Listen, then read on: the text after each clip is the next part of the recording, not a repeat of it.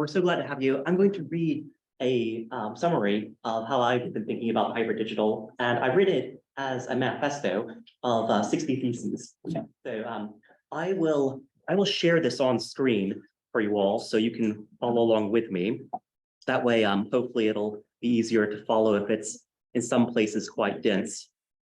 All right.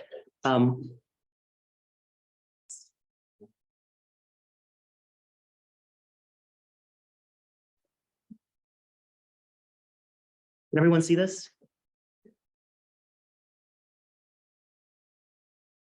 Yes.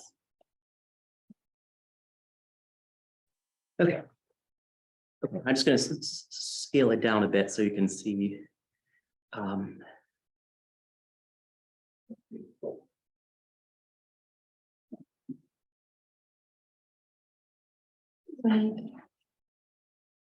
Yes. Is the presentation recorded and provided to us later? Yes, Yeah. we can provide it for you. Yeah. Good. So the concept of the hyperdigital is a higher creative reflection on the origin and use of digital technologies. It stands in double contrast to both the digital and the post-digital, the digital being a way of scripting virtual or mechanical force, and the post-digital being a kind of ampliative and metaphorical relation to various material entanglements. The hyperdigital calls upon a way of rethinking, analyzing, and deciding how we should use digital technologies. Computers speak in and for themselves, with each other and beyond the world. A computer is a cybernetic engine for the algebraic calculation of mechanical operations. Cyberneticism is the specific mode of infinite mechanism, in which the finite production of mechanical force is held in an infinite recursive loop of outputs that return as inputs.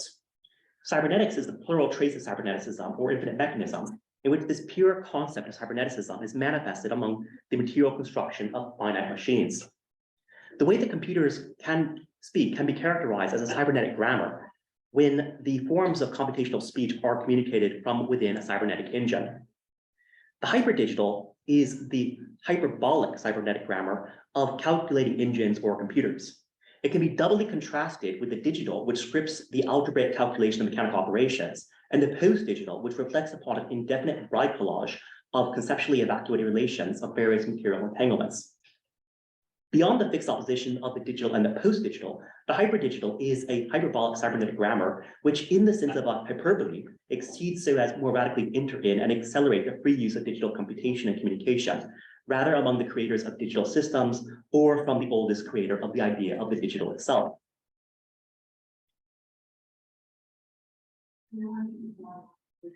The digital is the cybernetic grammar of computers, in which cybernetic grammar is divided into a sheer and simple oscillation of binary opposites, such that as binary digits or bits, it can be combined in an algebraic calculation of all conceivable mechanical operations. Where the analog calculates the measure of continuous motion, the digital calculates the discrete binary algebra to script the program of subsequent mechanical operations.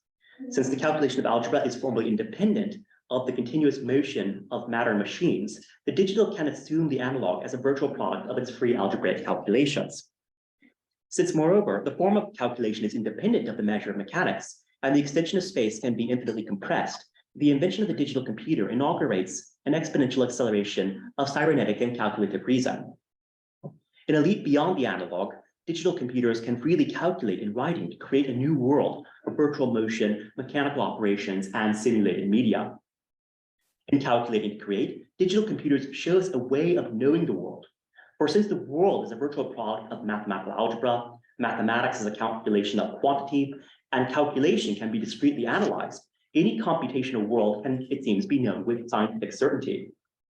The digital can in this way be predicated of the soul of the world and at its original beginning and final end of the idea of God, first directly in digital theology, and then as it is deferred in what has been called post-digital theology.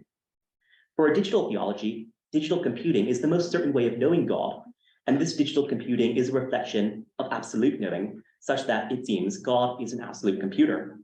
Alternatively, if this reflection of the subject and the object of knowing is held within the world for pan-computationalism, all things, it would seem, would be computational, and the world would appear to be an absolute computer. The failure of digital theology results from the essential rupture of the digital to calculate in writing to create a world that is equivalent to the originary beginning of the world of computing. The essential rupture of the digital results from the singular calculation of such mechanical operations in a pure opposition or contradiction in and against the universal space of possibility from which it proceeds. For each singular calculation, it enacts one among infinitely many alternative calculations, and in enacting one singular against the universality of all other calculations, it holds the singular in a pure opposition or contradiction against the original ground from which it proceeds. Similarly, in Kurt Gödel's incompleteness theorem, that holds that no mathematical model can be both consistent and complete, this results specifically through Alan Turing's mathematical model of machines or Turing machines in the incompleteness of any machine or of any computer. This rupture is then manifested accidentally in the glitch, system crash, or entropic dissolution of its consistent mechanical operations, and ultimately in the incomplete realizability of the digital as a cybernetic grammar that could calculate to create in knowing the truth of the world. In constructing a world that crashes and automatically repeating this cycle of destruction, the digital carries a trace reminder of its violence against the order of being, which we can call ontological violence. This ontological violence is manifested materially in the entropic dissolution of cybernetic systems, and transcendentally in the annulling of the concept of infinite mechanism or cyberneticism, and morally in a desire of the user to pursue this destructive power to claim Erzat's novelty over and against the world. This ontological, in reflecting from the rupture of the digital to pursue this destructive power in search of novelty, the digital opens from within to an infinite reflection of relations, which we can call the post-digital.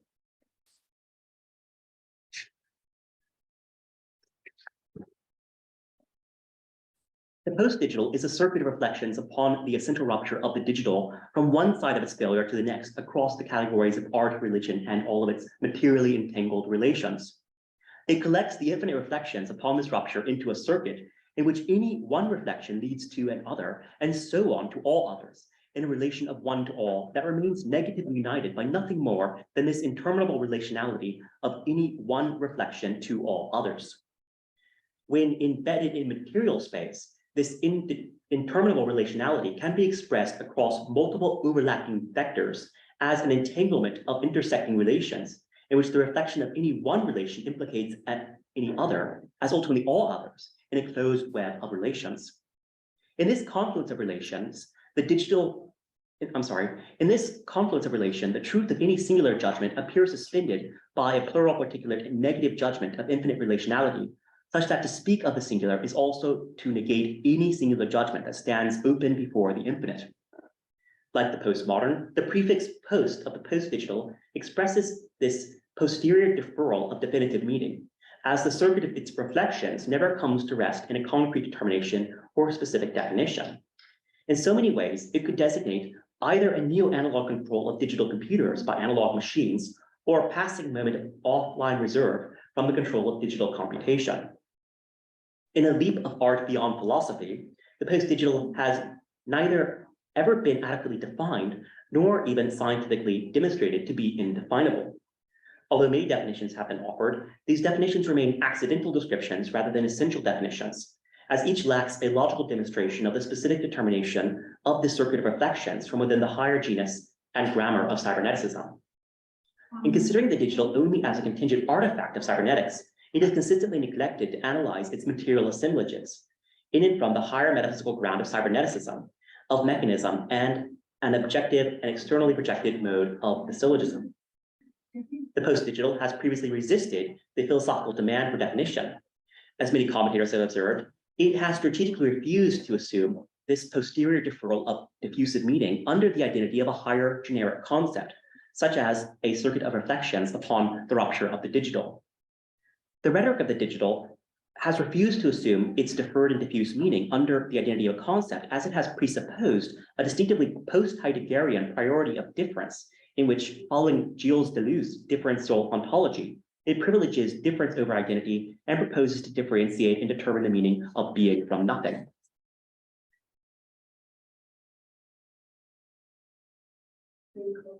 Since, however, such a determination of being from nothing would either surreptitiously render nothing as something or make no difference at all, we should critically reject this differential ontology, cancels the suspension of the concept, and dialectically analyze the digital. Absent of a definition, the post-digital appears to neglect the basic criteria of truth. For there can be no scientific demonstration of truth unless the terms of such a demonstration are first defined to designate one thing and not another, that is, not anything and thus not simply nothing. Since further its key terms have no definite meaning, the rhetoric of the post-digital can be deceptively twisted from one position to another, such that in a new cybernetic sophistry, it seems that anything can be said at all because nothing true can be said of the post-digital. Yet the post-digital is not entirely meaningless. For like poetry, its flights of narrations and association carry a significance that points beyond the imminent circuit of reflections that are deferred. Once it was introduced to characterize a new condition of art in which the aesthetic reflections pivot upon a rupture, glitch, and failure of the digital at the apogee of digital media saturation. Once, however, the symbolic productions of art have been saturated by the forms of digital computing, such aesthetic reflections could no longer be sufficiently controlled by the digital. Rather, aesthetic reflections will thereafter pivot upon new analog devices that promise a momentary escape from the unilateral control of digital computing and communications. And since even this escape would be virtually reproduced, the emancipatory promise of the post-digital has been repeatedly captured under the hegemony of digital computer systems. The signature posteriority of post-digital can thus be shown to have dissimulated its hidden reliance on digital techniques, in which the external reflection upon its rupture have been continuously recycled for the manufacture of symbolic products, in an elaborate charade which appears designed to dissimulate and dissemble its collusion with the commercial hegemony of the digital. Rather than escaping from the digital, the post-digital represents an acceleration and expansion of the ontological violence of the digital. For in collecting a circuit of reflections upon its rupture, the post-digital recycles without transcending the binariest opposition of the digital. The post-digital has thus been defined by the failure of the digital. This failure of the digital can be characterized, as I've described, as the rupture of the digital. Yet since even this rupture could be simulated and the reflections of the post-digital could be controlled by the digital, even this critical failure of the post-digital can also be said to have failed. Although announced with irony, this failure of the post-digital is not simply a contingent historical event that could have been otherwise, but is rather a necessary consequence of the initial and founding constitution of the post-digital itself. For the negativity of its external relations and reflections is infinitely repeated to destroy the higher ground for any grammatical articulation of the digital, as well as the ecstatic relationality of the post-digital. Since, however, the negation that is indicated by the prefix post of the post-digital can ultimately be rendered not only nihilistically as a pure difference from nothing, but more radically, and as Pepperell and Punt describe, as between the mystical and the material, the post-digital can be more rigorously defined as a higher and richer mystical theology of hyper-negative or apophatic judgments that escape capture under the immanent frame of material entanglement. Once analyzed into a circuit of reflections upon the rupture of the digital, the truth of the post-digital can be discovered in the hyper-negative or apophatic judgments of mystical theology. For in analyzing the digital into the grammar of cyberneticism, the post-digital into the ampulative deferral of conceptual determinacy, it enters in to create, interpret, and use the digital techniques in a way that answers to the absolute questions that originally animated and inspired the creation of digital technologies. The hyperdigital announces a higher reflection on the creation and use of cybernetic grammar of the digital that first gives shapes to the computational creation of the world. It is distinguished by this leap of an absolute reflection beyond and to both the digital and the post-digital. For in contrast to the post-digital, it reflects not only from the rupture of the digital to a web of metaphorical relations, but also more radically from the circuit of entangled material relations to the pure concepts of cyberneticism, mechanism, and dialectics. This leap can be expressed in a hyperbolic grammar. It can be called hyperdigital in the sense of a hyperbole or excess of signification, in which cybernetic judgments both exceed beyond and enter in to animate the free creation and use of digital techniques. This grammatical hyperbole gestures in excess to a beyond in at least three distinct senses. First, in the Kantian sense of reflecting from the finite intuitive manifold of the empirical world to the transcendental freedom of the artistic genius.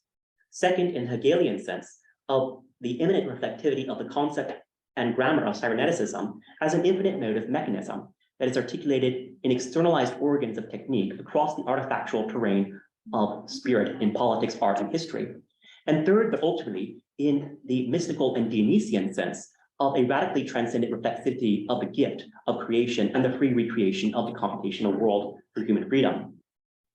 Where the prefix post of the post-digital indicates an infinitely deferred circuit of reflections upon the rupture of the digital, the prefix hyper of the hyperdigital indicates an absolutely higher reflection in a descending series of hypernegative or apophatic judgments, such that in the cancellation of infinite negativity, the negation of reflection that is indicated by the prefix post of the post-digital is assumed in and determined in the hyperbolic arcs of signification. Since, moreover, even this circuit of reflections upon the rupture of the digital can be simulated such that the failure of the post-digital can be reproduced as a negative judgment of the digital, the negation of reflection that is indicated by the prefix post in the post-digital can be assumed into the hypernegative or apophatic judgments of the hyperdigital.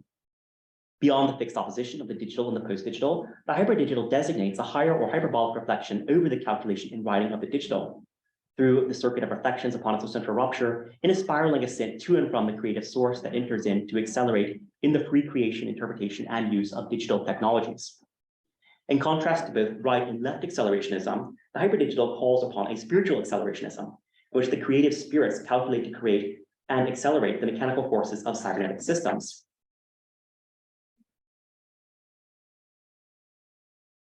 At the end that shines in the momentum of each moment, the truth of the post-digital is showed from the hyperdigital. For since the digital is a calculation in writing to create and know the world, its singular calculation stands in a pure and particular opposition in and against the universality of its original possibility. And the reflection of the post-digital upon this rupture is a recapitulation of that negation.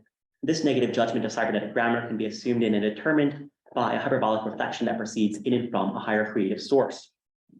The post-digital is thus not a more intense continuation of the digital, but rather the negative judgment of its cybernetic grammar, which in the infinite negativity of this circuit of reflections can be spoken as given from a higher creative source. In hyperbolically exceeding the negativity of the post-digital and yet entering in to create even unto the collapse of the digital, the hyperdigital holds together from a higher middle the abstract opposition of the post-digital to the digital. The hyperdigital exceeds and enters in to surpass and preserve the truth of the post-digital. It loses nothing of the critical advance of the post-digital beyond the naive saturation of digital media. Rather, the hyperdigital can be argued to be not less but even more radical precisely because it is more transcendent and real. For it is only by absolutely reflecting beyond the immanent frame of vital matter to this more originary metaphysical ground and creative source of the digital that its circuit of reflections can be demonstrated, defined, and finally sustained from collapsing into either cybernetic sophistry of true yet trivial voices, or recapitulating the ontological violence of the digital across the channels of digital computation from which it vainly pretends to escape. The hope of the hyperdigital is to call for free creative use of digital technologies, so as to enter in and accelerate the free use of digital computation and communication, rather among the creators of digital systems or from the oldest creator of the idea of the digital itself. It calls for explorations of theoretical questions of philosophy, theology, ethics, and art, as well as practical discussions concerning how technologies or designs, from video games to generative artificial intelligence, can be envisioned to mediate and emancipate human creativity. The hyperdigital is a calling rather than an errand of time, for if the post-digital had once announced the end of digitization, the hyperdigital now announces the end of post-digitization. Not because, as it seems, post-digital, the era of the post-digital has passed, but rather as non-post-digital, the circuit of its reflections never truly was, except as a negative judgment that is ever already assumed into the hyperbolic cybernetic grammar that is the hyperdigital. Echoing Nicholas Negroponte, we can say, face it, the post-digital is over, for the post-digital has failed.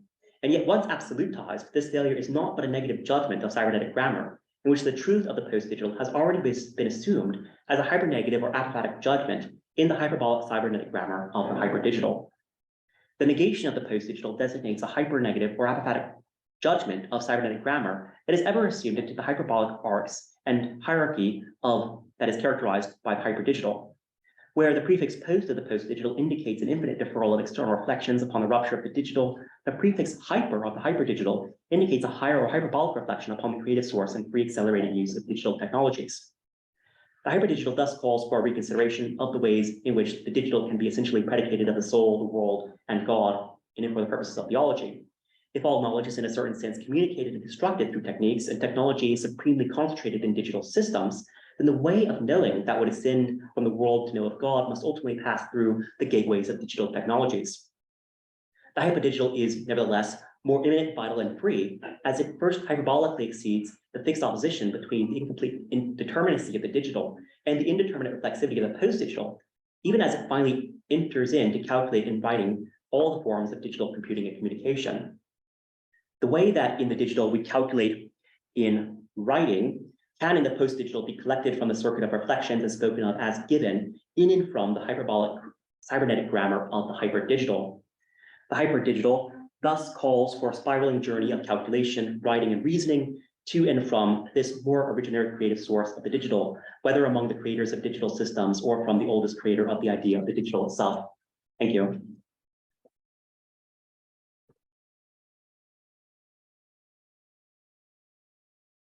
So we have a few more minutes. We're running a bit late, but we have a few more minutes of questions. I know that was quite a lot. So any thoughts immediately?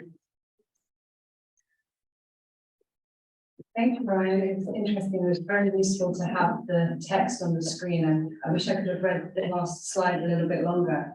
I just wanted to ask if you could clarify a bit about his concept of apophatic judgment or hypernegative judgment. Is that like an idea of a kind of practical or applied judgment, or it's more conceptual to say that actually we can't judge? Can you kind of clarify that? Yes, so the notion of hypernegative judgments, although it can be traced to Plato, it has its first formulations in some of the later Christian church fathers, specifically Gregory of Nyssa and Pseudo-Dionysius the Areopagite. I just recently published a blog with Theophilus called Carrying with Hyperdigital, Carrying with Hypernegative, in case you're interested in the sort of contemporary ramifications of it. But specifically what it refers to is how a negative judgment is not simply privative, that is, doesn't simply say that something is without or absent of something, but it refers over and beyond the negation to the source from which that negation would originate.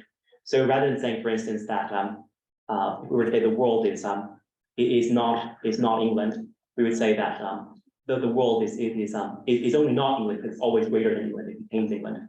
And similarly, if you were to say that God is not pretty, you would not say that, as it were, God is not pretty, as if that God or prettiness would be an attribute that would refer over and beyond its deficiency to characterize God to the source from which that attribute arose or shines through the beauty of the world. So it's a way of, as it were, speaking over and beyond the sheer deficiency of a negative judgment to the positive grounded source from which that judgment can be made. And in this context, what it refers to is how the digital isn't fully explicable of itself. So as a way of characterizing the grammar of computers or of the programming script of mechanical operations, the programming language of computers isn't contained in any computational device or even any network of computers. And it's ultimately not explicable in terms of the programming language itself. It arises from mathematical forms that pre-exist in the world. It arises from a network of human users. It arises from a whole ecosystem of digital technologies.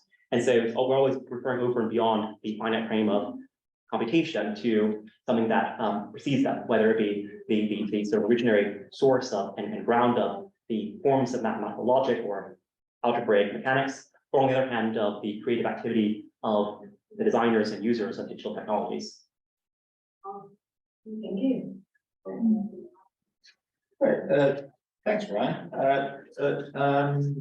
Yes, I was wondering about the inference. You're talking about the post-digital and our struggles to define the post-digital. So there is the suggestion that, well, if we couldn't define it, then maybe we couldn't use the term post-digital to state truths. But I suspect that this is not true. I think it's plausible that most words sort of lack clear, interesting, finitely stateable definitions. Knowledge is a classic, at least contested case of this.